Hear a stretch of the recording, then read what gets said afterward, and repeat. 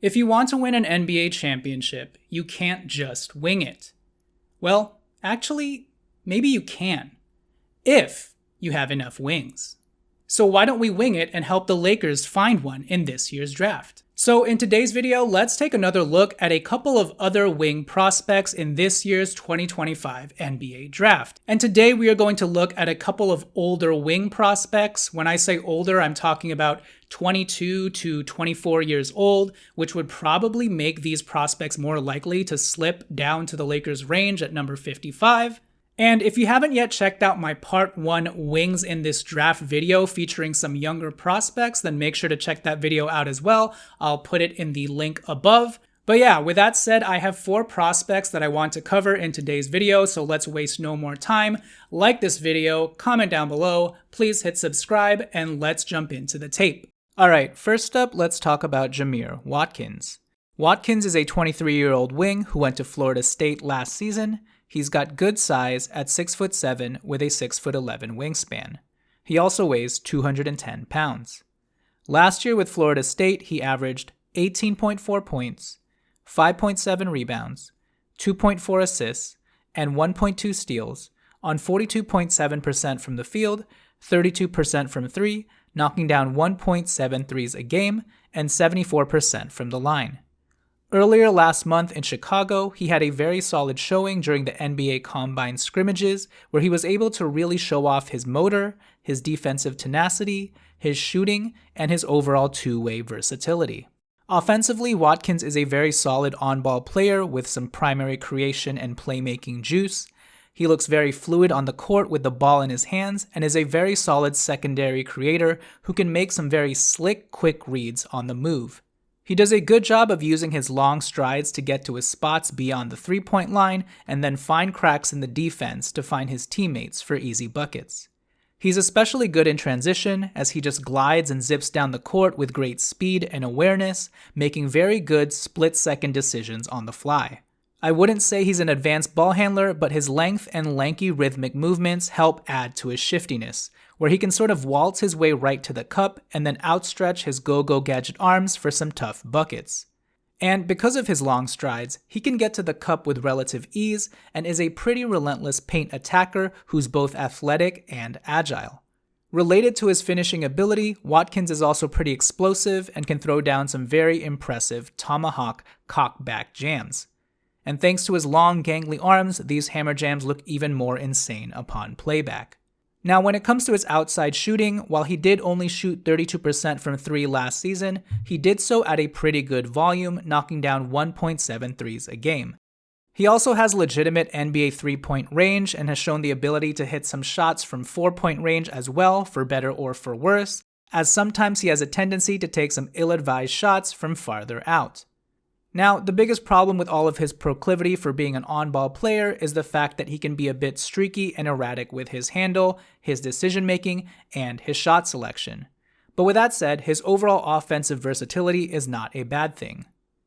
Now, defensively is where Jamir Watkins particularly excels. He's got great size and length at 6'7" with a 6'11" wingspan, and he's got even better motor and mobility.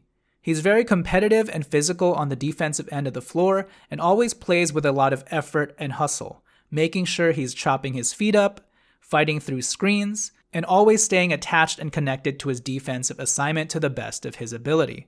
He's also a very good rebounder at his position, averaging 5.7 rebounds a game last season.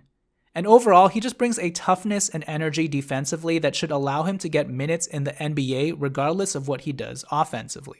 When it comes to NBA comps, given his lanky size, his solid defense, and his ball handling abilities, Watkins kind of reminds me a bit of Caris LeVert, a long bucket getter who likes to play on ball but is a little erratic sometimes, but can do a little bit of everything on both ends of the floor. I also see a little bit of Troy Brown Jr. in him with regards to the playmaking and size aspect, and if his three-point shot ever truly rounds into form, I also see some shades of an Isaiah Joe and a less athletic Derrick Jones Jr. type fusion in him as well. Alright, next up, let's talk about Sion James. Sion James is a 22-year-old guard/wing out of Duke. He is 6'6" with a 6'6.5" wingspan, and he weighs a hefty 220 pounds. Last year with Duke, he averaged 8.6 points, 4.2 rebounds, 2.9 assists on 51% from the field, 41% from 3, knocking down 0.8 threes a game. The first thing you'll notice about Sion is the fact that he's kind of like a guard version of Zion Williamson, so maybe let's call him Sion James. Regardless, he's a big boy for a 6'6" wing/guard, but he's a big boy in the way that he's a bulky, strong big boy with real muscle. He's built like a rock and has a strong physical, bulky frame that he utilizes well on both ends of the floor. Offensively, he's a good athlete who's got nice speed and burst in spite of his stocky frame. He's an especially dynamic player in transition who can grab the rebound and go, using his quickness to beat defenses all the way to the other end of the court for easy buckets for himself or for his teammates. Now, he's not a great on-ball shot creator, but he does have a good first step and can attack closeouts well and get to the cup. And while he doesn't necessarily create shots in isolation for himself, he is a great offensive connector piece with good feel and a high basketball IQ who doesn't muck things up offensively when he's out there. He's a great off-ball cutter, routinely diving on the baseline and in the dunker spot as a release valve for easy buckets and dunks. Because of his bulky frame, he can bump defenders off and finish at the rim with relative ease, as evidenced by his 51% from the field. When it comes to his outside shooting, he is also a very efficient three-point shooter, albeit on a slightly smaller volume, but he did shoot 41% from 3, knocking down 0.8 threes a game. And then when it comes to his playmaking, he's also a very good connective passer as well, who just has very good feel for when and where to swing the ball around and how to keep the offense overall flowing. He was especially good in the pick and roll and constantly fed Malawak for some really nice alley-oop jams. Last season, he averaged 2.9 assists per game, which is a very strong number for a non-point guard in just 25 minutes. Now defensively, Sion is a tenacious on-ball defender, and he leverages his physical, sturdy frame along with his mobility to really harass and bother primary ball handlers at the point of attack. His motor and endurance defensively as this tough bully ball defender who isn't afraid of contact is quite impressive to watch. And outside of his point of attack perimeter defense, he just has good overall defensive fundamentals, which he showcases in team defense schemes as a great rotator, a great help defender, and an overall frenetic chaos agent. When it comes to NBA comps, given his nice 6'6" bully ball frame and his strong defensive acumen, on the lower end of the spectrum, Sion kind of reminds me of a taller, better shooting Josh Okogie. For a median outcome, if his three-point shot is able to translate relatively solidly to the NBA, Sion also kind of reminds me of a new age Lou Dort, the perfect role player wing who checks all of the 3&D boxes for you but doesn't do too much outside of his lane.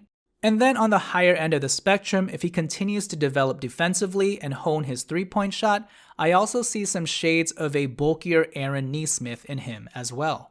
Alright folks, we are at the halfway point of this video, and if you have found any portion of this video insightful whatsoever, then please do me a huge favor and like this video, comment down below, share it to your friends, and start up some NBA debates and discussions on this draft. But most importantly, please hit this channel up with a subscribe. I would greatly appreciate it. I just recently got married and spent a whole bunch of money on the best day of my life, and now my wife is wondering why I'm spending so much time editing NBA videos. So if you would like to keep me out of the doghouse, then yes, this is the best thing you can do for me. Thank you guys for your support, and with that said, let's get back into the analysis.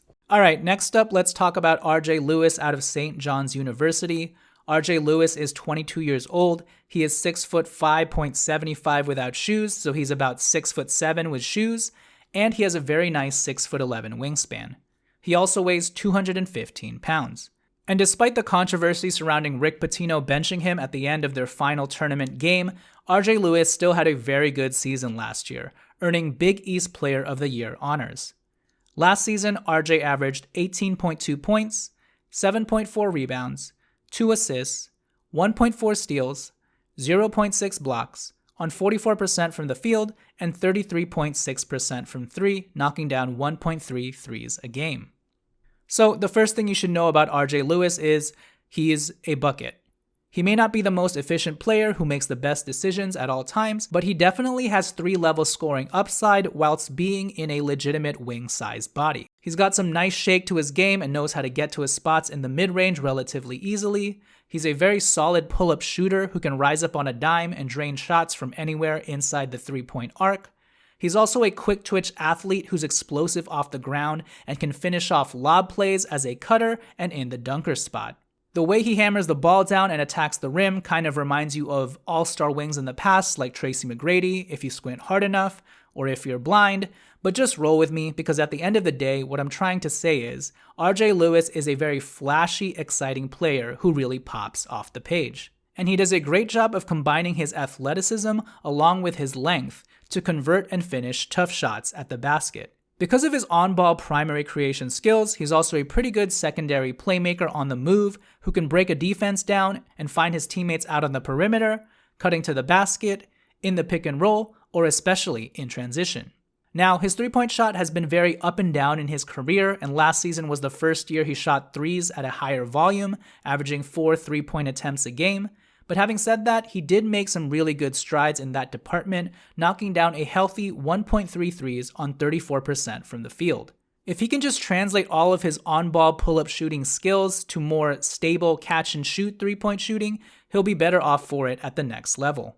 Defensively, he's got a really good motor and knows how to leverage his lanky length and his quick-twitch athleticism to be very disruptive on that end of the floor. He's a good hustle player with real competitiveness and scrappiness defensively that's really fun to watch.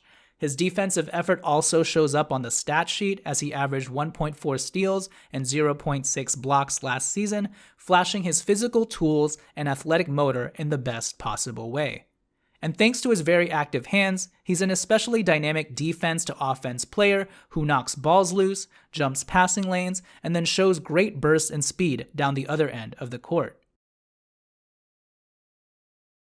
Lastly, he's also a very, very good rebounder for a wing. He averaged 7.4 rebounds last season, which is just incredible. So he knows how to really go after it and put his gangly Mr. Fantastic arms to good use in order to secure possessions for his team. In terms of NBA comps, the worst case scenario I see for RJ Lewis is maybe like a skinnier, lankier Stanley Johnson or a Jarrett Culver type, which would truly be a worst case scenario. But on the higher end of the spectrum, he's kind of like a more explosive Karis LeVert. Or on the super higher end of the spectrum, if his three-point shot ever truly develops, he also kind of reminds me of a Trey Murphy type, thanks to his length and explosiveness. Alright, lastly, let's talk about the oldest prospect of this bunch, Micah Peavy. Micah Peavy played for Georgetown last season and will be 24 years old when the next NBA season starts. He is 6'7" with a 6'7" wingspan and weighs 212 pounds. Last year, he averaged 17 points, 6 rebounds, 3.6 assists, 2.3 steals, shooting 48% from the field and 40% from 3, knocking down 1.6 threes a game. His 40% three-point shooting last season was his best shooting year from the outside, and he's shown a steady progression in this department each year, despite not being a proficient volume three-point shooter.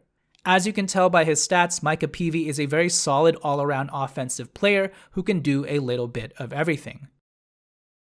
Much like Jamir Watkins, he performed well at the combine scrimmages in Chicago and really showcased his all-around utility game on both ends of the floor. He can score, he can hit pull-up jump shots, he can take it all the way to the rim, he can hit the three ball. He's also a very solid passer, averaging 3.6 assists per game last season. He doesn't do anything too flashy, but he knows how to read the defense and find cutters and shooters all around the court. He's also a good off-ball player who knows when to cut, dive, and finish. He's also a really good athlete who's got good speed and runs the floor very well, while playing with some nice physicality. Defensively, Micah Peavy is one of the best wing defenders in this draft. He's super disruptive and has a relentless motor, and is probably going to be an NBA-level defender on day one. Defensively, he really goes after it, fights and slithers through screens, uses his long, lanky arms, chops his feet up, crouches down low and gets into a great defensive stance to track and lock down his defensive assignments. He's also a really great ball hawk with active hands and impressive timing instincts. He's a high steals rate sort of player who loves to jump passing lanes and take it all the way home the other end, making him a very dynamic defense to offense player who can really pop off the page at times. In terms of comps, due to his good length, athleticism, and good overall game, I kind of see shades of Caleb Martin or Cody Martin in him on the lower end of the spectrum. In terms of a median to high outcome, I can also see a little bit of Quentin Grimes in Micah Peavy if his three-point shooting ever truly develops. And then due to his exciting athleticism, rebounding, length, as well as his slight erraticness, I can also see him being a Kelly Oubre type of player as well. But yeah, at the end of the day, the biggest downside to Peavy is the fact that he's going to be 24 years old by the time next season starts, which caps his upside a bit. But otherwise, he's got all the tools and skills you could want from a wingy role player on both ends of the floor. Alright, so that does it for this video. Those are 4 older wing prospects that I could see fall to the Lakers at number 55, or even become undrafted free agents that they may sign to a 2-way contract. If I had to rank these 4 prospects and give you like my top 3 or so, I would probably go number 1, RJ Lewis, just because I like that he's the most all-around, well-rounded player of this bunch. He's still only 22 years old. I like that he can score. I like that he's got grit and motor. I like that he competes, but I also like that he rebounds the hell out of the ball as well. So I would go RJ Lewis number 1.